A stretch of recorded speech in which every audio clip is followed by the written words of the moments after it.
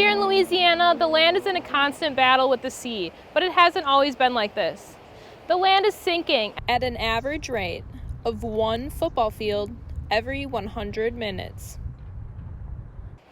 The people here can't decide on what the problem is, but one thing is for certain, they're all impacted by it.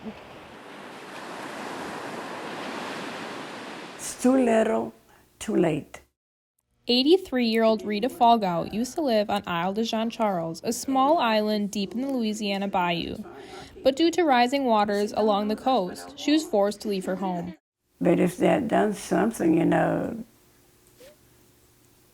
years ago, they could have saved the island. There used to be over 300 homes on the island, most of them owned by Biloxi, Chitimacha, Choctaw tribal members. Now, less than 20 homes are left, according to island residents. Rising waters are causing the tribe to relocate, displacing them from their family and livelihoods. On top of that, their homes were left out of a flood protection system developed by the U.S. Army Corps of Engineers. And we're a small family. Made me feel angry because they don't listen to us. I mean, they want to do their thing. I mean, not ours. It's not for the people. It's to show that they could do things. Albert Knockin is the chief of the tribe. He moved off the island once the water started to get too high too frequently. He's been advocating for the tribe since the problem started. Brian Pember works for the U.S. Fish and Wildlife Service and manages the Mandalay National Wildlife Refuge.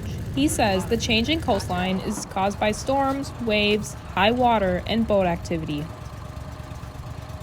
Biggest change I've seen is probably the erosion along the intercoastal waterway at Mandalay. I've noticed quite a bit of trees that have fallen down along the banks, and just little bits of land that were sticking out that aren't there anymore. According to the United States Geological Survey, from 1932 to 2016, Louisiana has lost over 2,000 miles of land. That's roughly 1.5 times the size of Rhode Island. Isle de Jean Charles has lost over 98% of its landmass since the 1950s. These USGS satellite images show the drastic change along the coastline. In the aerial photo from 1963, open water is only the darkest gray and black tones. This photo from 1985 shows a drastic difference. And even more so in this photo from 2017. The coastline looks like a lace doily. What's causing the land loss and erosion? Rita Falgout and Chief Albert Knockin say it's a mix of rising sea levels due to climate change and storm damage.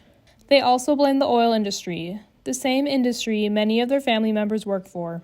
Our company is in charge here.